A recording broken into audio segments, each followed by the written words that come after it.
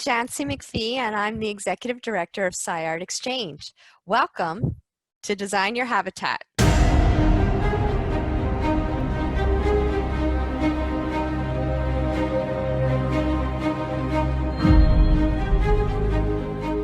I feel like the kind of science fiction that I write, mostly, like with both Extant and Reverie, were what they would call out here in Hollywood, like grounded science fiction, sort of near future, and they were sort of just a leap, 5 minutes into the future. There's a technology that may exist, self-driving cars. I came from a steamy family.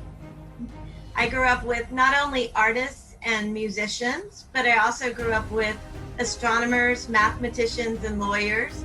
So we always loved incorporating science with the arts. And one of the consistent things for my whole family was a love for the stars. Favorite architects said that we are all astronauts on board Spaceship Earth.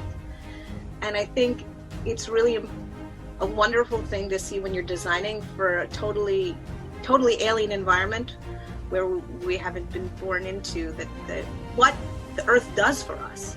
How much, of our physical being and emotional being is tied to this Earth. And I just want to start off with kind of giving a little backstory of why I want to be an aerospace engineer. Because when I was a really little kid, I can remember hearing about New Horizons and how it was going farther than anything we've ever made before, and I thought that would be cool. And so when I was really young, I decided I want to do something like that. The thing about it is that if you want to put all of your interests together, nothing does that like the space program. It's a combination of everything that I really love. It's marine science, diving, photography, geology, flying, international aspects. What for me is cool is cooking in strange places, and above all, I think kind of meeting people that are just like you.